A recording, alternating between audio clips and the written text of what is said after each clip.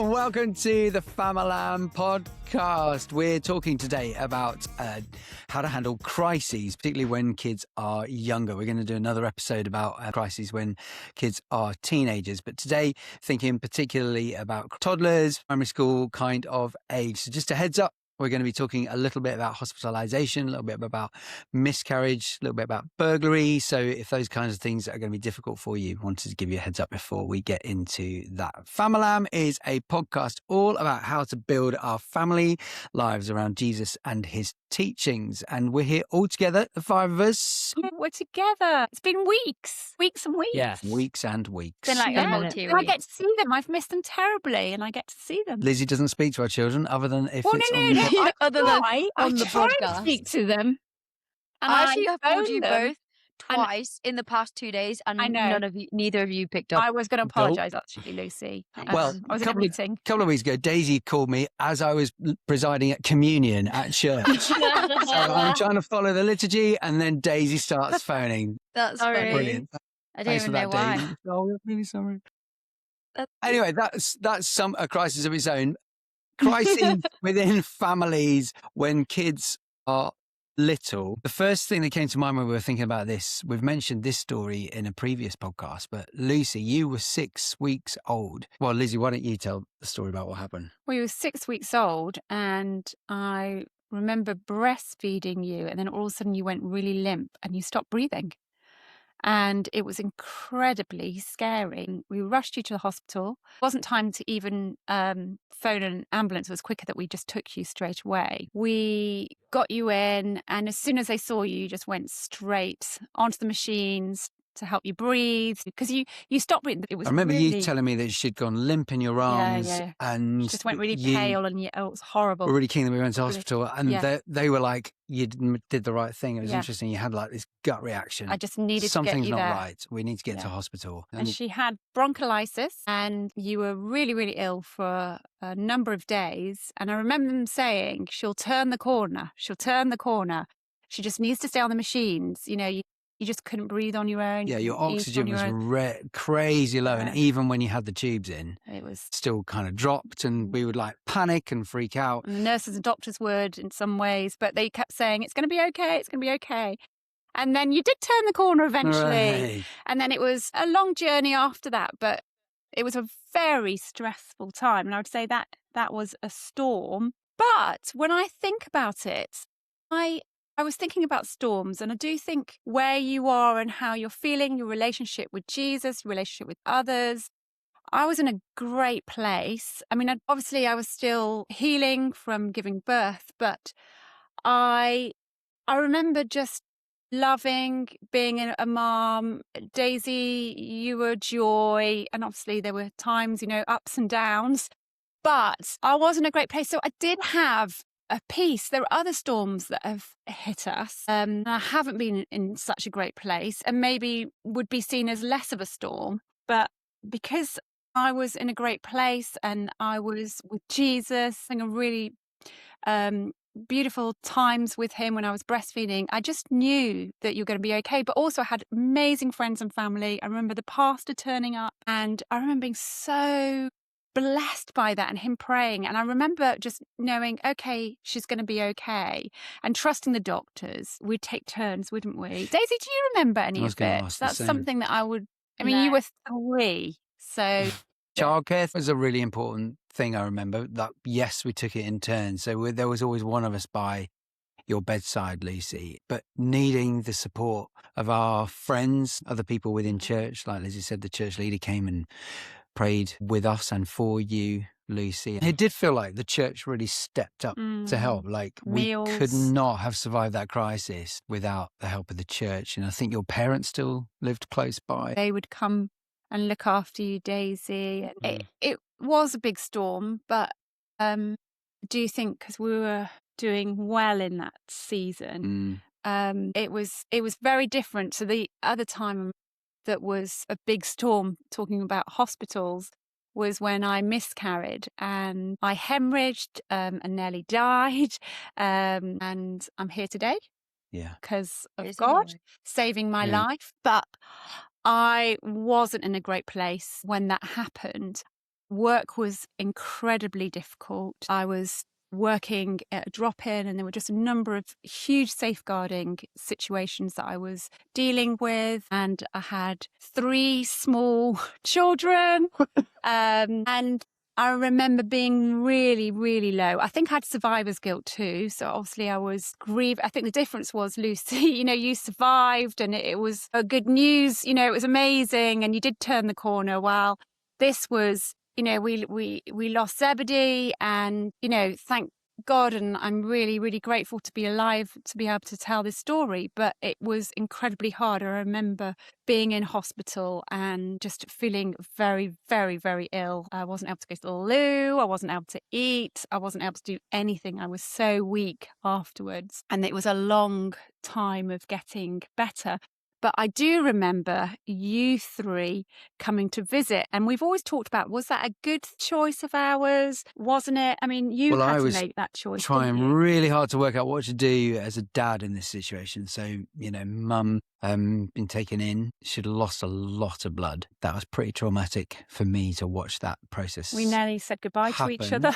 Well, the nurses and the doctors came, and the first doctor wasn't able to stop the blood flow and went dashing off in tears, saying sorry and trying to find another doctor. And it was over the weekend, and so it wasn't a well-staffed hospital. And then she finally did find another doctor. She came along and struggled, but did finally find out what was causing the bleeding and was able to stop the blood flow. That was obviously amazing. But then mum's records got lost, so she didn't get a blood transfusion. Nobody quite clocked that was what was needed. So all pretty traumatic for me to kind of watch and potentially get to the point of saying goodbye to mum. Your parents, Lizzie, were looking after the kids, but obviously I started coming home, and they stayed around for a bit, and I was coming to and from hospital, but trying to work out what do I do with you guys? We were trying to keep your routine similar, getting you to school and trying to make sure you felt confident that mum was okay. But obviously she wasn't there. And I remember thinking, gosh, do I take you, or do I wait until mum gets home and just deal with the fact that you don't get to see her? And came to the conclusion that we wanted you to be able to see difficult things, learn how to cope with difficult things. So rightly or wrongly, I made the decision to take you in. Toby, you were the youngest. Do you remember much about this at all? Not really. I don't know if that's down to being traumatizing and my way of blocking things out. I don't know, but no, not really. I think I remember tiny things, but not like loads. Yeah. What tiny things do you, if you want to talk, you don't have to? But I guess seeing you in hospital, I don't think I knew how bad it was. Yeah. But Lucy, Daisy, you were older than that. I know that we've talked a bit about this before, haven't we? You've got different memories of it and different sort of feelings about whether it was good, bad, or... So, Lucy, why don't we hear what you remember first? Yeah, I think this is always an interesting one because I don't think we actually properly talked about it until it must have been 15, maybe 16. And I remember... You were how old when it happened? You reckon you were 9 or 10? Yeah, 8, probably 8. Okay. And I remember it just wasn't really anything we really talked about because obviously it was very traumatic for both you guys. Toby was too young. Daisy, I kind of answering a question for her, but Daisy just blocked it out. So it was never something we talked about. So I don't think I realized how much not talking about it affected me. Because for me, I vividly remembered everything. Mm. I remember what mum looked like. I remember what the hospital room looked like. And I realized I had this almost trauma after doing almost a therapy session with a friend. It was crazy. We were at church. I must have been 16, and I think someone had prophetic word about trauma or whatever, and she felt led to come pray for me. And I remember just being in tears and tears and tears. She was oh, I feel you need to open up about what happened. So I remember telling her a little bit about what had happened and what I remembered. And I was yeah, sometimes when a bad thing happens, I always revert back to the point of being in the hospital room, and seeing mom. And it was very much, I could see mom and how bad she was. But as a kid, all I really wanted was for mom to ask how I was, how was my day? But mom was so ill, she couldn't even smile at us. Yeah. And for me, that picture was just horrendous as a child. So I remember that was what I saw every time, I don't know, something happened or whatever, it just kept triggering me. And I remember she was trained and stuff, and she's amazing. She kind of took me through the whole Jesus thing of putting Jesus in your trauma and seeing him stand with you. And it's beautiful now. Like every time I repicture it or I think about it, I literally see my little self, Jesus, like right next to it. Yeah. And I think that was what was so helpful in that time, was recognizing that it was our faith that was really helping us in the midst of really horrendous situations, like being able to pray. So I know we prayed together as a family back then, but also being able to revisit that with the Lord and him bring some kind of measure of healing, but obviously not full healing, because it was a really awful time, right? And we process it again and again. And I think it's, I remember Granny and Grandpa doing I've still got them. They're in the bathroom. They're little pebbles. There's 3 pebbles. Yeah, they're so cute. One how Granny did, she said, well, paint. She gave me paint to do your feet, sort of In an show art your feelings. therapist. Toby's makes mine really laugh because he chose black paint and Just black. Is it? And I still have that. And then, you two drew flowers, and then we wrote the date that he died. I've still got those 3 stones, and I really love them. I adore them. And I love that Granny did that with you, because they kind of, one small one, then one medium for Lucy, and then one large one for Daisy's, representing your ages. There's Zeb's name on it. But because I was so ill in that time, I hadn't had a blood transfusion. Then all of a sudden they came and looked at me, and they're like, oh my goodness, this woman needs a blood transfusion. And all of a sudden I started getting a bit better. But I can imagine it's very, very frightening. But me and Daddy were trying to do the right thing. And I remember one of you trying to, can you remember this? Cat's Cradle was trying to play. Yeah, it was me and Daisy. You, Daisy. I think that was after the transfusion. So I was a little better, but I still couldn't do anything.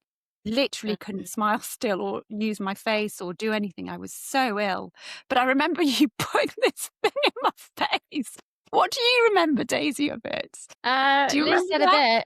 I'm very different. I don't really remember much. I think I'm similar to Tobes. If it's not a good memory, I don't need that in my life. But I do remember the Cat's Cradle, because I think our auntie bought it for us. And so I brought it to Mum, being like, look at this really cool thing that I've got. And then similar to Lucy, I was trying to show Mum, and I was like, Mum, and I didn't really understand how to do it either, so I was struggling.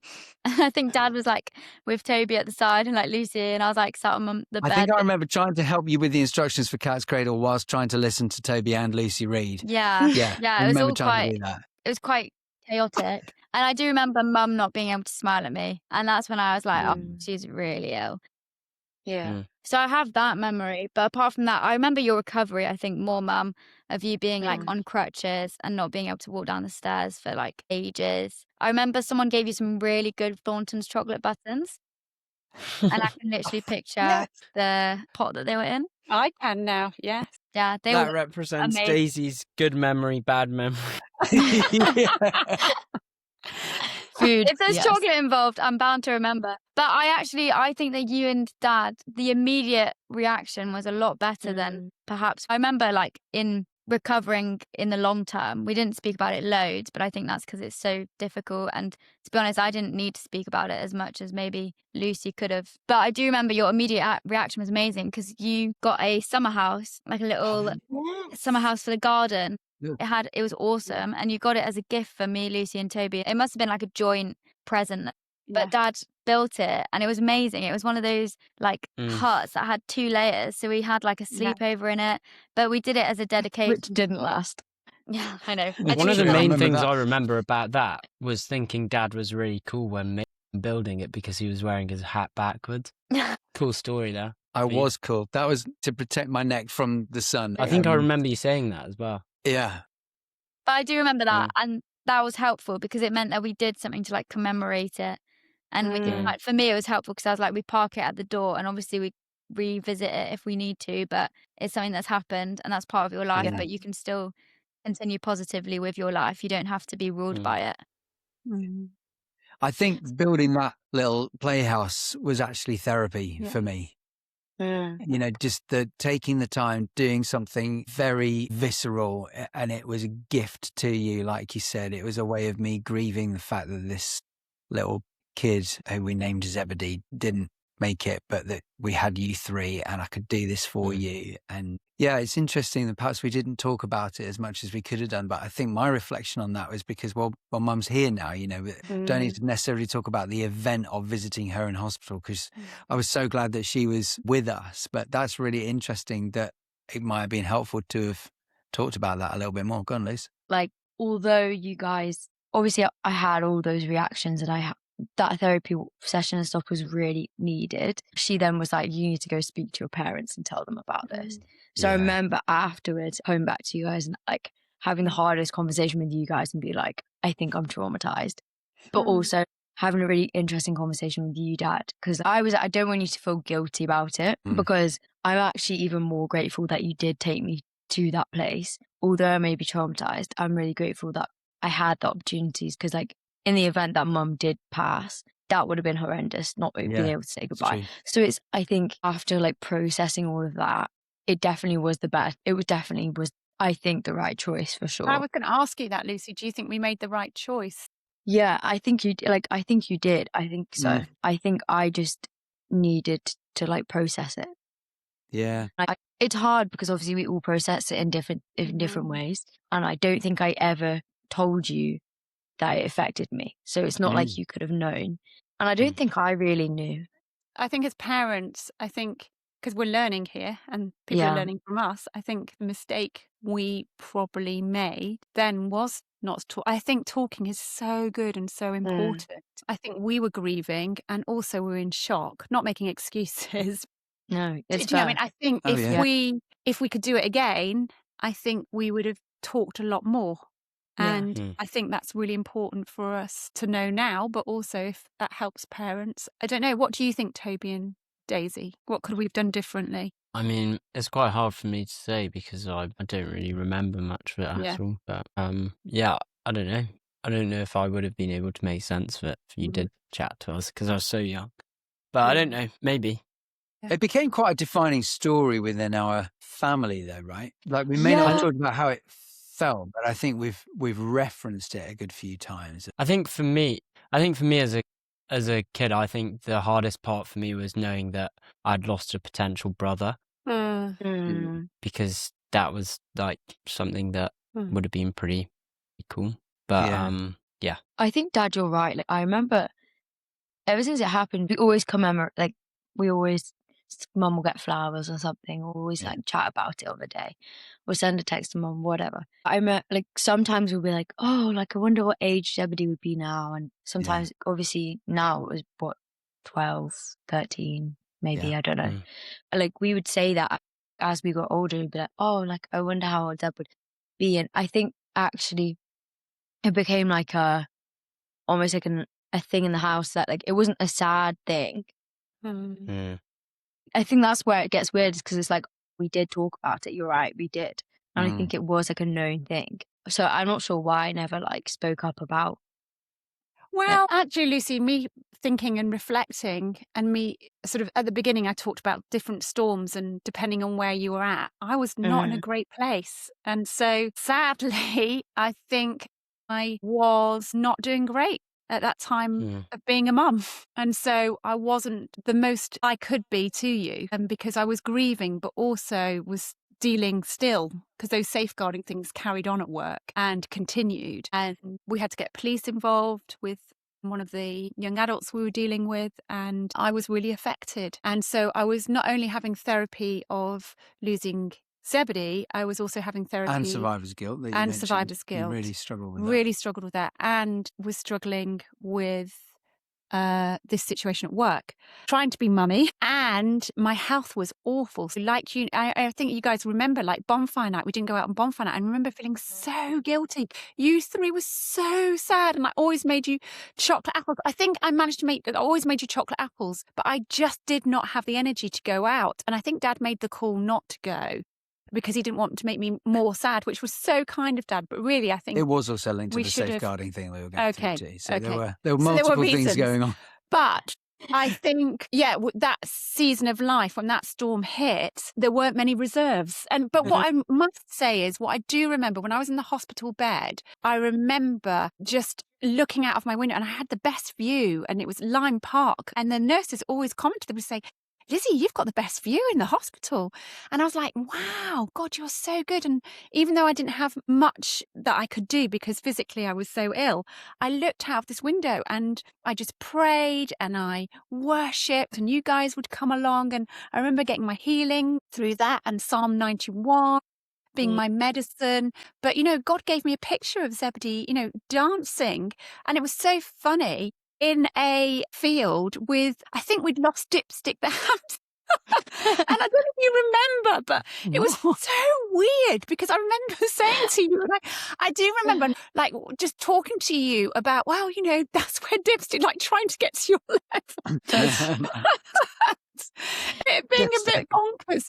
But I remember this field of all these children who were with Jesus just playing, and Zebedee was there just playing in this field. And I'm just, okay, he's fine. And the church was amazing as well, Yes, helping they you were out. with Like, that meals. sense of Again. community, people Yeah. looking after you guys so that I could go into hospital without you, and helping drive to and from church and all that kind of thing. That community was so valuable. Daisy, I realised Mum asked you a question Yes. and you didn't get a chance Sorry, to answer Daisy. it. So in terms of what you remember sort of as the aftermath, or if not any memories of that, do you remember how we processed it in terms of faith, praying for Mum and doing that kind of thing? Do you have any recollections around that? Oh my God, no.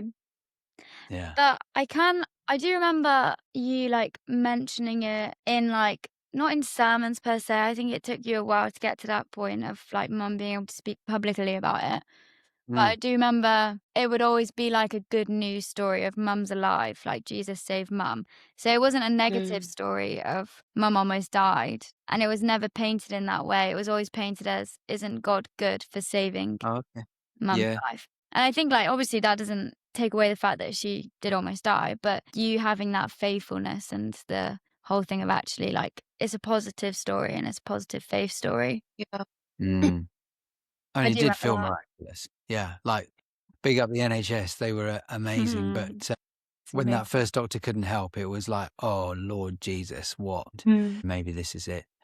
So what about the crisis when we got burgled? We were living in the States. We'd moved to Arizona, and when we moved, there was a massive wildfire the size of Wales, and there was the threat that it might actually come and burn our house down. And one of the things they recommended was to buy a fire safe, so you've little metal box where you keep all your paperwork so that you could grab it and take it with you in case of a fire. House got broken into by people stealing my garage opener. And so they drove into the garage, closed the garage behind them, got into the house. Thankfully, Mum, who was normally at home with Toby at that time, you had felt like the Lord say, get out. And you... I don't know why to this day, I do not know, but it wasn't like I was in danger. I didn't feel at all in danger or anything like that. I just was like, oh, I need to go shopping. It was really odd. So I went out shopping, and I remember going around the supermarket and thinking, I don't know what I need. Why am I here? It was just a really odd situation. And then I got back, and I remember thinking, I don't think we ever had black screech mark, like tyre marks on the driveway. And they were all over. It was bonkers. And then I popped the garage up, went into the garage, went in, and I looked around and I thought, this looks really odd, because all the sofa cushions were off the sofas, all the blinds had been put down, the phone was off the hook. And then I started walking around and I was like, I think I've been burgled. And then I went upstairs and I started feeling really, really fearful because I didn't know if anyone was inside. And I thought, actually, I've got to get out. And then I saw your beds. That's all I remember. Your beds completely messed up, and actually they'd taken your pillowcases off. It really upset. This is the thing that upset me the most. They took they used your pillowcases. They stole all our identity. They stole passports, wedding certificates, birth certificates, visas. But they filled. But Mum was upset that they stole Pillowcases. You never had the duvets to match the pillows afterwards, and it just always like. But also, it was children's pillowcases, and they filled all the pillowcases with the stuff. Yeah. And anyway, so I was like, oh, I have been burgled. And then I went outside, and it was absolutely boiling. It was boiling. It was the heat of Arizona. There was no one out. Both my neighbours were not in, because I wanted someone to say that I'd been burgled, because it was kind of a neat burglary, even though it was really bonkers. It was weird. It felt very weird. And then I had my mobile, managed to ring a neighbour further down. So I remember Helen being absolutely gorgeous and taking you, Toby.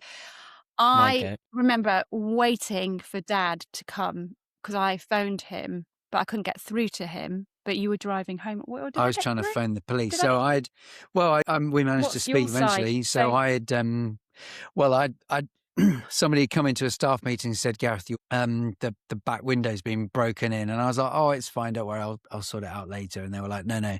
It means that somebody's broken into your car and may have stolen your garage opener and, crucially, your insurance, which has your address on it. So they're probably stealing something from your house. So I ran out to the car, and like Mum said, I mean, it's Arizona summer. It's like 45, 50 degrees outside. Saw they'd broken the window, saw the garage opener had been taken, saw my insurance had been taken, called the police, who were like, really sorry, it's a different city. You'll have to drive home, but they're probably stealing from your house. So I called the house, and it obviously they'd left it off the hook and couldn't get through. I was freaking out because I knew that Mum was normally at home with you, Toby. So I was trying to call your mobile. I don't quite remember why it didn't go through, but eventually I did get to speak to you and learned that you were okay and that you had gotten out. But by the time we got home, the police had got there, and it was just horrific because these people had taken the fire safes that I'd used to put all our stuff in just in case, and which meant that they were really easy to pick up and walk out with, along with our computer and some of my All your guitars, guitars. which was very sad, and a beautiful My piece favourite of art. game. Your game, the piece of art that Lizzie, My zoo game. What guitars the- got stolen? all the videos from Toby when he was a Oh, baby, so that- we don't have that any was videos. Was it your of Toby. Strat? Did your Strat get The stolen? Strat got necked. Yeah, I got gutted. really, really upset by the videos. Was it just one guitar? No, it was another. There was a couple of guitars they took. Yeah, Yeah. they took a couple. Yeah. But when the police caught them, they said they were the most. What did they say? Well, apparently it was a group of neo-Nazis who'd been targeting people's houses, and the police said they're some of the most dangerous people they've ever come across. They actually said that if you had been at home, well, let's just say they said it was really good that you weren't at home when they turned up, given their reputation. Stole our identity. Similarly, like Mum was saying a bit about when she was rushed into hospital. I don't think I was in a particularly brilliant place faith-wise. It hit me really, really hard. And again, massively grateful to the support from our church community. People gave money to us financially to help us. Really grateful for that. And it's a really long and involved story. Guys, how do you remember, what recollections do you, Toby, again, maybe not, because you were really little, and maybe that's encouraging for people going through crises with little ones, that they might not remember too much. Indeed. Anyway. I don't remember. Yeah. And Lucy and I did Daisy. try and protect Toby. So I remember holding your hand, and when we were looking around the house, I was like, I've got to keep really calm. I remember thinking that, and I can't react. And I was in shock.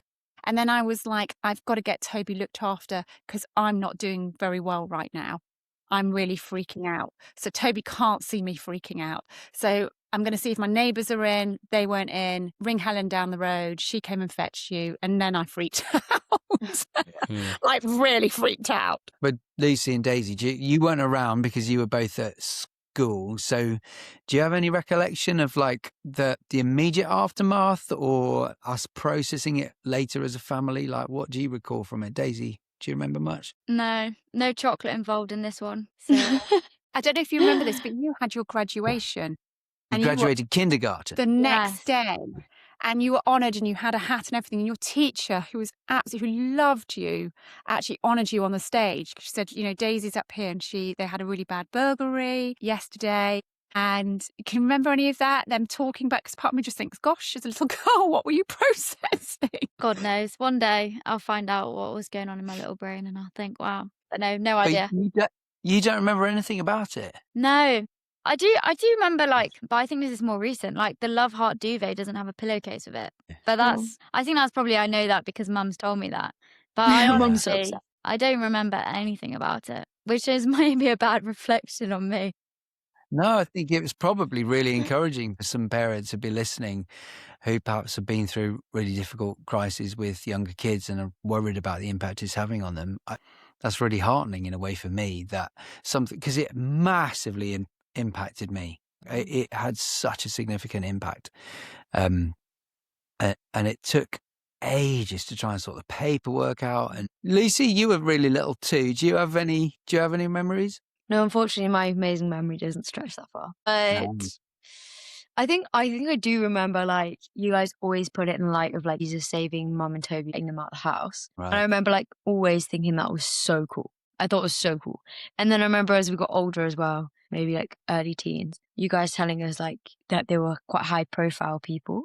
And I remember just thinking, wow, like that's so cool. It's funny. not, but like I was like, wow, like guys, we're just edgy like that. And I just remember being like, I don't know why it's not that. I'd it was love to really know fun. what goes up inside your Honestly, brain. I'm my loving brain Daisy's is so facial crazy. expression. If you're not watching, there's some great confused looks on Daisy's face right now. No, I'm just Daisy's I'm like, just- what is going on? We all But I just remember process being like, that's so differently. cool. Like, yeah, like, bro, God really delivered us from that. Yeah, that's something I remember from it as well, to be fair. Yeah. Yeah. Oh, thanks, Toby. So it's You're more the welcome. story of how we have processed it as a family that has been important than the actual event itself, by the sounds Like of how it. you Does that- proposed it. Yeah. Well, I guess that's the case if you can't remember it. Yeah. Yeah. I was going to say the reason also that was miraculous for me personally was because we have touched on this in previous episodes, this story. But when I was a little girl, when we had the robbery in Nigeria, my biggest fear was someone coming and breaking into the house. And so for me, it was like my worst fear happened, but God got me out of the house. Yeah. And even more importantly, got my child out who was with me, and you two weren't there. And that was my biggest fear. And God used that, which is a bit bonkers, but it was so healing because God showed me that he was looking after me, that he was going to look after you, and that my biggest fear he wasn't going to let happen. And if it did, he was going to make sure everything was looked after. So it was big, a big breakthrough. But, you know, there's different storms, isn't there? And different things that happen to us. There's times, you know, when everything breaks down, you know, like the fridge stops working, and then the kettle, and then your car breaks down, and that feels, sometimes you can just go with it and you're like, okay, God's in, and sometimes it's just, I've had enough, I'm just done. Or I remember we had a really hard season, and moving house is a massive thing in your life. And I remember we'd been in Arizona, and then we're moving to Nebraska. You know, I like moving house, I like change, I enjoy it, and most of the time I don't feel that overwhelmed. But this particular move, we had to live in temporary house before we moved to the actual house in Nebraska. And I remember arriving, and it was the ugliest, horriblest, dirtiest house. And it was Christmas in a week, and I had to make Christmas really, really beautiful for you. I didn't really feel very excited about the furniture, going in different rooms, because I just didn't like it. And I was in a bit of a funk. And then I fell down the stairs and did my back in. And let's just say, Mummy Robinson was not doing very well. Therefore, I'm sure that affected you as kids. I tried my best, but I was feeling very overwhelmed. Have you got memories of that? Or memories of me and Dad not doing great when you were little kids? I was going to say, we talked about this in the fear episode of, I think parents sometimes overthink what they've exposed their kids to, or things that have happened to them in their life that they can't control. Like, you can't control falling down the stairs. You can control how you react to it and how you process it with your kids. Or you can't control a burglary, but you can control how you respond. But I think when your kids are young, especially before all of this happened, before we were maybe 8, 10. Mum's miscarriage was when I was 10, so before then. But I don't remember hardly any of it. Maybe something that would have been helpful is for us to talk about some of these things a bit more. That could be a tip for parents who have had like a really traumatic or difficult experience. But I don't think parents should think I'm doing a bad job, because we're all human, right? And I think every parent is just like, I think about my life now, and then I think about adding 3 kids onto it, and I'm not even married, and I don't even own a house, and I'm just going through the motions. And then adding like a burglary, I can't imagine how I'd react. I'd be so stressed. And I think parents sometimes just obviously you're fair enough because you don't want to damage your kids, but from what we've heard today, very little of this has been actually that damaging to us. And what has been damaging could have maybe been less damaging if we had just talked about it more. So I think what Mum was saying before is conversations are really important. I was going to say, when you say talk about it, because I feel like we've definitely got a family narrative about what happened, and we've got the way that we've told the story. So what do you mean talk about it more? I think like maybe, so for us it's quite easy because every year it's Zebedee's, like the day when Mum went into hospital. Miscarried, yeah. Yeah, miscarried, that's the right word. And every year we kind of commemorate it, but I don't think we I don't remember, but maybe this is another of Daisy's bad memory. I don't think we talked that often about how it actually made us feel because it was easier Right. sometimes not to. And I Okay. think like initial reaction to the whole thing was really good. So like the nanny house and the stones and kind of seeing mum get better.